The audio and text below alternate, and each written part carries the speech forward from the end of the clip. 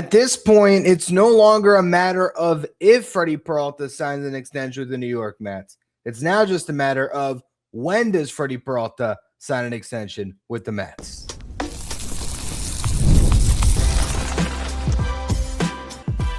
You are Locked On Mets, your daily New York Mets podcast. Part of the Locked On Podcast Network, your team every day. Hello to all you amazing Mets fans. You're listening to Locked On Mets, part of the Locked On Podcast Network, your team every day.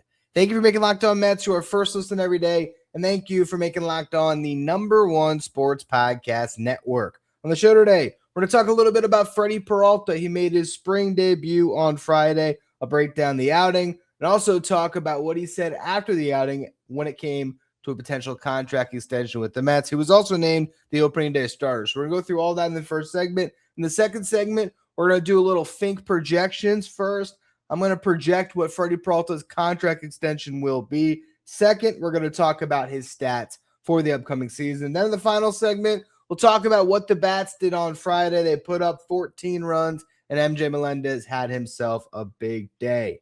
Before we get to any of that, though, I'm your host, Ryan Finkelstein. Been covering the New York Mets on this show since the 2019 season. This is the #1 daily podcast on the New York Mets. Want to find some of my written work, you could do so over at justbaseball.com, where I work as the editor-in-chief. Now, it was a seamless debut for Freddy Peralta in a Mets uniform. He faced 9 batters. He retired 9 batters in order, had 3 perfect innings, picked up 3 strikeouts, ended the day with 2 consecutive strikeouts, and did it all on, I want to say it was 29 pitches. So just perfection in a spring outing. Get your work in, do your thing, get your zeros, and hit the showers. Nice day at the office for Peralta. After Peralta, Devin Williams made what I believe is his Mets debut, and the first thing he did was give up a homer on a cutter that didn't cut, but that's just a new pitch that he's working on. He would retire the next 3 batters. Justin Hageman was the bulk guy after Peralta, going 3 innings, giving up 2 runs. I did want to note that Huascar Brazaban had another solid outing. He gave up 1 hit, no walks, struck out 2. So far this spring, he's made 3 appearances, has not allowed a run, has given up just 1 walk, which was in another outing, and then the 1 hit today, and he has 5 strikeouts. This is probably the last we see of Brazaban, as he'll be pitching for the Dominican Republic in the World Baseball Classic. So I imagine that's probably the last Grateful League appearance for him until maybe the tail end of spring training. Now, the Mets scored, again, 14 runs.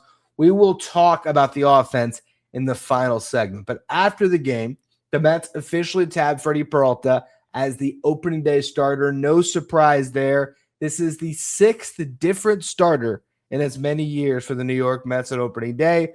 Last year, it was Clay Holmes. 2024, it was Jose Quintana. 2023, it was Max Scherzer. 2022, it was Tyler McGill filling in for Jacob deGrom, who made the opening day start in 2021 and made it in the 3 years in a row, starting in 2019. 2019, 2020, 2021 was all deGrom. Before that, you had a couple of Noah Syndergaard opening day starts.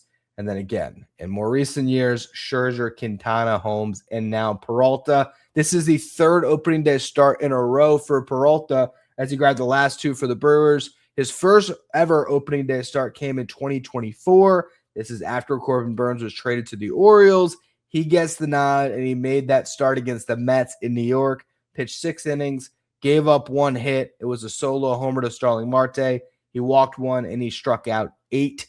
It was a game the Mets lost 3-1. I believe the Brewers won the first 3 games of that series, if memory serves. Or maybe it was even more than that. It was a rough start to the season for the Mets in 2024. Anyway, last year, Peralta again made an opening day start in New York, this time against the Yankees. He went 5 innings. He allowed 2 runs on a pair of solo homers, gave up 4 hits overall, 1 walk, 8 strikeouts. So 2 opening day starts in a row where Peralta actually struck out 8. The Yankees won that game, though, 4-2. Now, Peralta is going to pitch in New York again for opening day. The Mets will be hosting the Pirates in that game, so we'll get a really good pitching matchup, Peralta versus Paul Skeens.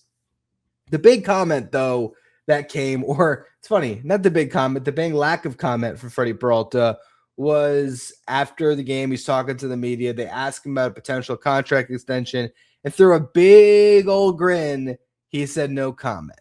But he also talked about how much he's enjoying his time with the Mets. So everybody from top down in the organization has been great to him, how he is starting to get acclimated with the players, and just basically gloated about what it's been to be a New York Met. And this is where I've said it on this show previously, and I'll say it again. Freddy Peralta will sign an extension with the New York Mets before opening day. I'm very confident that that is going to happen. You look at what the Mets gave up to get Peralta, and I think signing the extension just makes all the sense in the world, because now you can just forget about Brandon Sproat and Jet Williams. I mean, those two guys could go on to have great careers with the Brewers, but you needed an ace this season, and getting a pitcher like Freddy Peralta locked up to what I think would end up being a more team-friendly deal compared to if you try to sign Peralta in free agency, that is worth giving up the two prospects that you did, especially when you got Tobias Myers back in that trade. So that's the first thing, is if you sign to an extension, you can almost just wash your hands clean with the return. You'd be getting, 6 years of Freddy Peralta for the 6 years of Brandon Sproat. Or you could even look at it as Tobias Myers for Sproat, and you get Peralta for Jet, and it's a worthwhile trade for the Mets. It already was, even if he was a rental, but this is what would make this trade so much better, and it's why this was always an ideal fit for the Mets, because there is that past relationship with David Stearns, as well as Eduardo Brizuela, who's running the team with Stearns, and both them ran the Brewers together, and their relationship with Peralta. It's why they were also able to sign Devin Williams. These are guys they're comfortable with, and guys that should be a big part of the Mets moving forward. So good to see Peralta get out there, have a nice debut. Also to see him get that nod to pitch on opening day. And I really do think over the next 3 weeks at some point, we will see a contract extension. The question is, how much will it be for? We've talked about this on the show in the past, but I want to reiterate what I believe that contract can look like. And we'll also do our Fink projections. I'm going to give you my projection for what I think Freddy Peralta is going to produce on the mound for the Mets this upcoming season.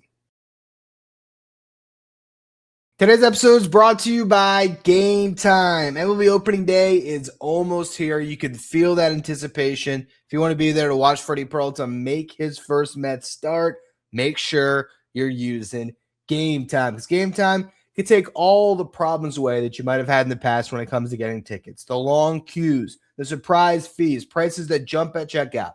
That's where Game Time comes in. The Game Time app gives fans the advantage with constant innovation. It's how you unlock amazing tickets and experiences in just a few taps. It's so simple to use. The Game Time guarantee means you're going to get 100% authentic tickets delivered on time and at the best price. And the best part, fees are included in the price you see, so you are not going to get to checkout and be shocked by your prices jumping from hidden fees. The seats, you can view them before you buy, so you know exactly what to expect when you arrive. And again, 2 taps, you're done. It's all set. You got your tickets. No stress, no hidden fees. Just great seats in minutes. Take the guesswork out of buying MLB tickets with Game Time. Download the Game Time app, create an account, use the code LOCKEDONMLB for $20 off your first purchase. Terms apply. Again, create an account, redeem the code LOCKEDONMLB. That's LOCKEDONMLB for $20 off. Download the Game Time app today. If you're watching on YouTube, do me a favor and hit that subscribe button. Help us get closer to our next goal of 16,000 subscribers by opening day. Now, I've already talked about what I think a Freddy Peralta contract extension should be on the show in the past, but since it's back in the news, I think it's worth reiterating what I think is a fair deal. And there's 2 things you have to think about when it comes to extending Freddy Peralta. You can either give him more money up front now, and that will be better for you long term, or you can keep his contract the way that it is and give him an extension that kicks in next year. This is what the Boston Red Sox did with Garrett Crochet. They kept that first-year salary nice and low because they wanted to, I think, avoid paying the luxury tax or avoid, being a higher tier of the luxury tax. So they waited for his extension to kick in until his second year. For Peralta, the Mets could do that where he still makes his $8 million for this season. It doesn't change the contract as far as what his luxury tax hit would be. And then he gets a new contract that just starts after the season. So that's one way to go about it. For me, I would be looking to lock him into a deal that starts right now, because that's going to smooth out over the rest of the deal where he's going to get paid a lot less. And you can really build around Peralta and Nolan McLean and some of these young pitchers that you have, where you'll have a much more affordable rotation down the line. So what it looks like to me, 6-year deal, $140 million in present day value. Now that might not seem like nearly enough when Dylan Cease got 7 for $210, but Dylan Cease also had a lot of deferred money in that deal. The way I'd be structuring this, regardless of the deferred money, $32 million in a signing bonus, and he keeps his $8 million salary. So for Freddy Peralta, who I believe has made like $23 million in his career, that's off the top of my head, but it's not that much in his total career earnings up to this point. With one signature, he can double his career earnings instantly. And also, when it comes to what he's guaranteed to earn, I mean, what is that? He's going to 5x it, maybe even more than that, 6x it, 7x it. So in that sense, of course, this is where you get him to sign, because he doesn't have to worry about going into the season and having that risk of injury. He can just sign a contract and get paid immediately, and he can get a huge signing bonus on the front end of it. Then it would be $100 million over the next 5 years. So $20 million per, starting in 2027 and stretching out for the next 5 years. That would bring the average annual value of his deal for the luxury tax up to $23.3 million. Now, you might say, well, hold on. Dylan Cease got, $26.4 million, something along those lines. You'd look at, or it was in the $26 million range after the deferred money. Ranger Suarez, I believe, was also in the $26 million range. Here's the thing, though. If you think about the new money on this deal, because he's only going to make $8 million this season, the new money on the deal is 5 years, $132 million.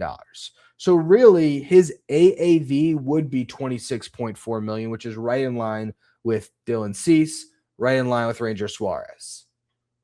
But he gets to lock it in right now. And again, you can also juice this contract with deferred money so that he gets a bigger total dollar amount, similar to Dylan Cease, but the present day value checks in somewhere in the range between $20 and $25 million.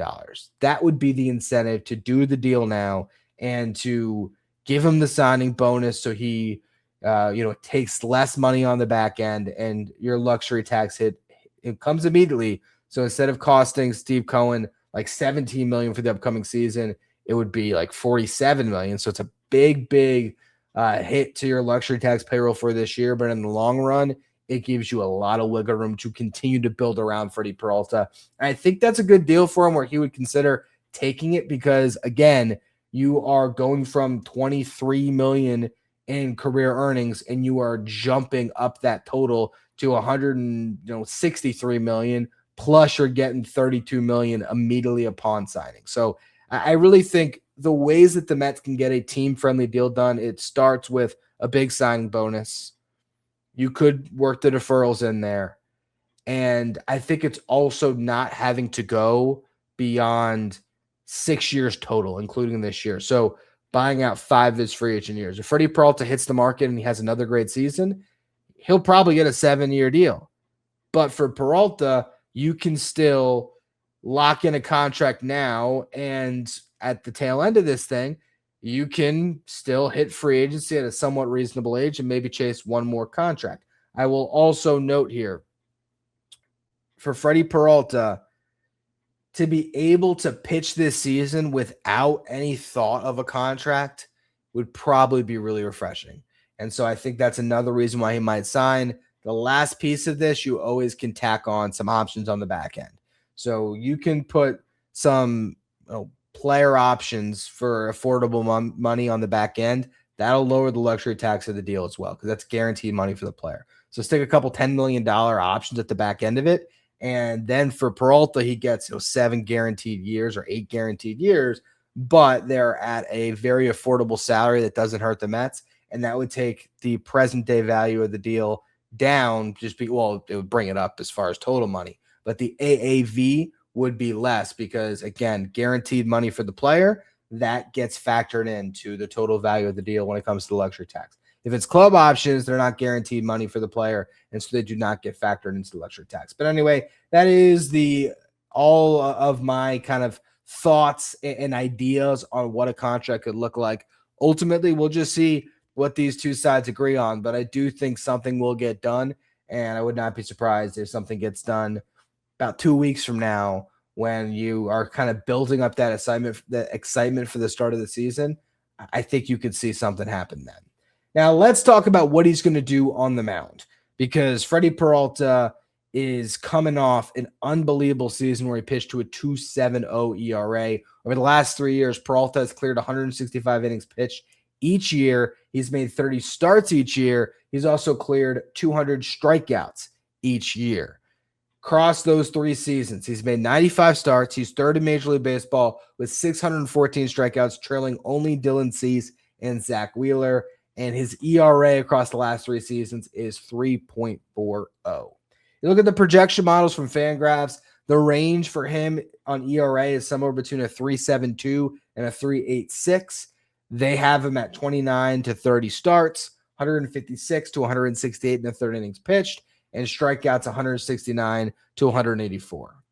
Personally, looking at what Peralta has done in the past, I think the projections are just a shade low on what Peralta can be. And again, these projections are finding the 50% outcome.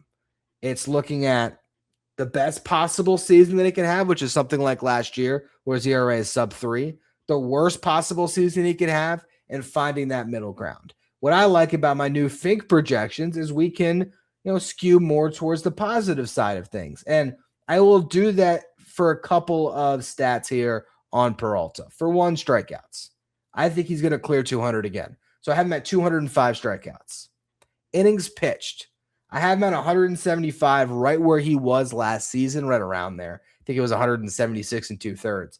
I think that because the Mets have so much pitching and because they have Kodai Senga, I don't believe that Freddy Peralta is going to start 33 games this year like he did last year. He does like to pitch every 5th day. It's a really good trait that he has, and the Mets could lean into that. But with so much pitching on the roster and wanting to have a deep playoff run, I just don't think they're going to be kind of forcing him out there to pitch every 5th day. I think they're going to be a little bit more liberal with some rest days. And so with that, I think he's going to make a couple less starts than last year. So his innings per start might be a shade better, but I don't think he's going to clear 180, 190 innings pitched. I still think that inning total is going to be just a little bit below 6 innings per start. I don't think he quite gets to that number.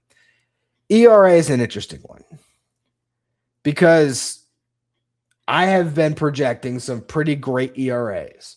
I had Nolan McLean at an ERA in the low 2s, 2.40. I had Jonah Tong, where I said he was going to come, at the end of the season after learning his arsenal in Syracuse, and he'll hit the ground running and be a real weapon for the Mets down the stretch. I had him in the 2s for his ERA. So I've been very bold, particularly this week, on these ERA predictions, where you might be surprised that I'm not going to be as bold on Freddy Peralta. And the reason why I feel that his ERA might take a dip from last year is I just think sometimes it's hard to maintain that level of an ERA in back-to-back seasons, where just the batted ball luck and things might happen where you give up a little bit more runs than you did the year prior. I don't think it's going to be where the projections have it in the high 3s.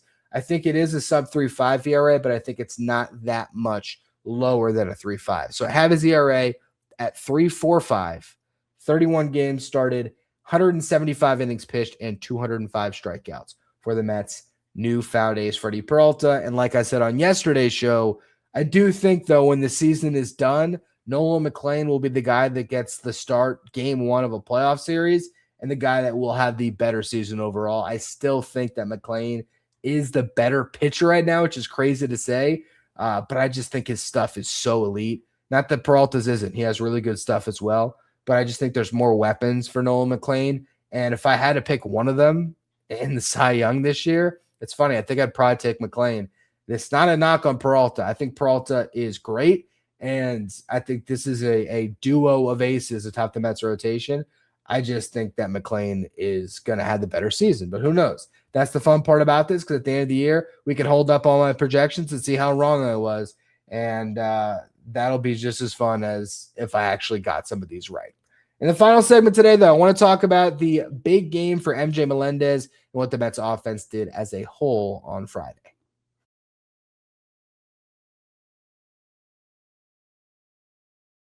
Thank you for making Locked On Mets your first listen every day, and thank you for making Locked On the #1 sports podcast network. You already live your team every day. Now it's time to take it up a level and go ad-free. Join the Everydayer Club. You're going to get Locked On Mets without the interruptions. You get access to our Discord. You can chat with the Mets fans. You also get access to a merch shop. If you want to be part of our Everydayer Club, you can find a link in the episode description, or you can go to lockedonmets.supercast.com.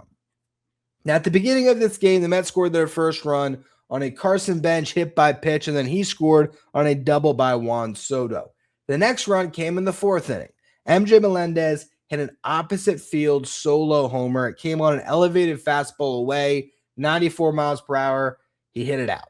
Fifth inning, Nick Morabito got a leadoff walk. He stole second base. Carson Benge got an infield single. He stole second base. Later in that inning, MJ Melendez came up with 2 runners on, and he hit an identical home run to the one he hit an inning prior.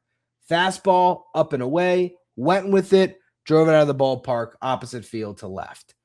Really good piece of hitting both times, especially if you look back at where he struggled, because I was thinking, why did 2 pitchers go to the well at the same pitch against MJ Melendez? Is that what the scouting report would read? And you look back at the last 2 seasons, strikeout rate in that upper, up and away quadrant of the strike zone, 38%. That's very high.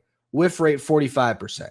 So that was a hole in the swing that he has maybe cleaned up, and that is a really interesting thing to see. This competition in right field is right now must watch, because every day you're seeing multiple of these guys playing, and they're all playing well. Mike Tauchman is homered. Now Melendez has a multi-home run game. Carson Benge is showing what he can do, his ability to put bat on ball, get on base, use his speed on the bases. He also made a diving catch the other day. Like, this is really fun to see all these guys competing. I think this is exactly what David Stearns and his front office set out to do to get the best out of Carson Benge. We're not going to go out and sign, trying to think of who the right example would be of a starting caliber outfielder. I mean, it probably would have been Tauchman, but they got him on a minor league deal. But you're not going to see them, or it made sense that they didn't go out and trade stuff for Lars Nootbaar, because then maybe there's a little more pressure to play him. Instead, you get a couple of minor league deals, guys that are good, guys that have upside. With Tauchman, you have a high floor. With Melendez, a former top prospect, and maybe has a high ceiling with his power production. Geez, lost my voice at the end of that. With his potential power production. And so those guys now get to push him. And I think also character guys too, because MJ Melendez was asked about Carson Benge. He said he's rooting for him. He said he had been in that spot early in his career as, the top prospect trying to make the team, and guys were gracious to him, and he wants to be gracious to others. So I just think everything has set up for Carson Benge to be pushed the right way in camp, and it's up to him to win the job. But if he doesn't, it's because one of these other guys does, and both Melendez and Tauchman are off to a good start in doing so. Another guy that's out here trying to win a job, Christian Pache. He went 3 for 3 in this game off the bench, and so far this spring, he's 7 for 10 with a homer and a double. He struck out 3 times, no walks, so he's either struck out or he's gotten a hit so far this spring.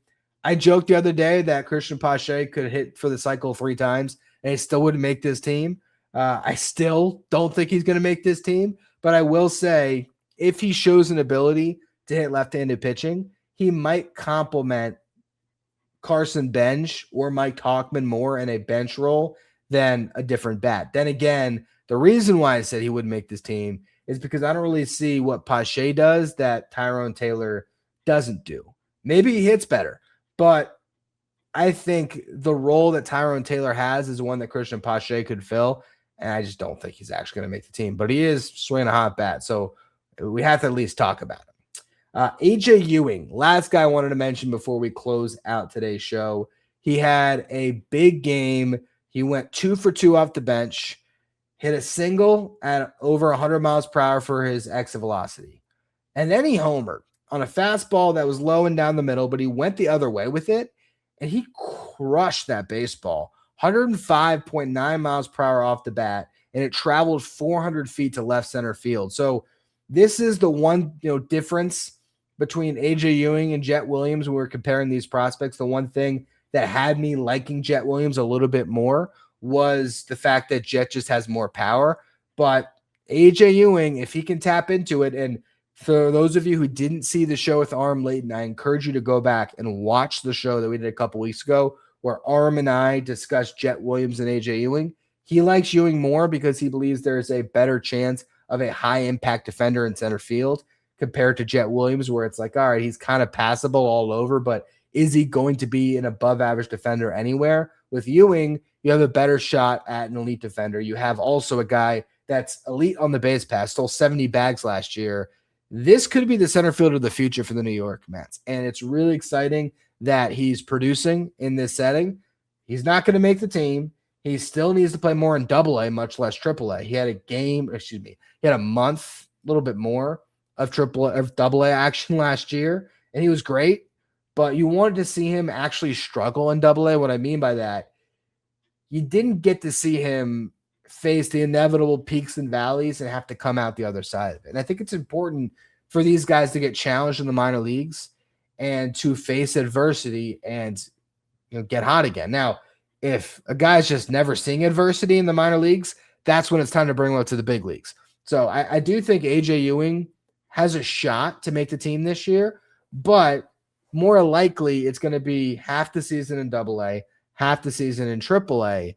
And assuming Luis Robert fills that void in center field, and if Carson Benge is playing well and right and there's no injuries in the outfield, it's going to be tough for Ewing to find his way on the field as long as Luis Robert's part of the team. But you could see if Robert has just a mediocre season. It's solid, but it's not elite. You definitely could see the Mets then buying him out of that contract for next year and giving the keys to A.J. Ewing next season. So really exciting to see Ewing playing well, hitting the ball hard, and clearing the fence, something he did not do much last year. He's got his first spring training home run, and he has been very impressive. Anyway, that's going to be all for today's edition of Locked On Mets. I will not have a show tomorrow because I still have a lot to do for my move here.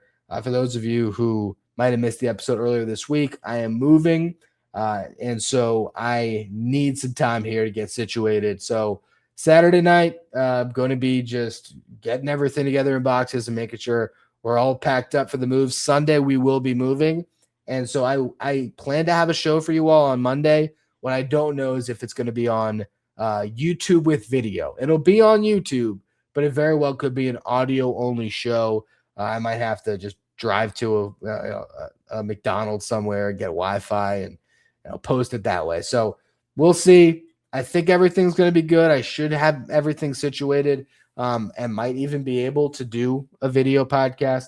But I just want to give you all the notice that there's not going to be a show on Sunday, and the show on Monday might be audio only, but I'm sure at some point next week I'll figure out the new office, the new setup, and I'll be able to get back to giving you the show the same way you'll be getting it all off season long.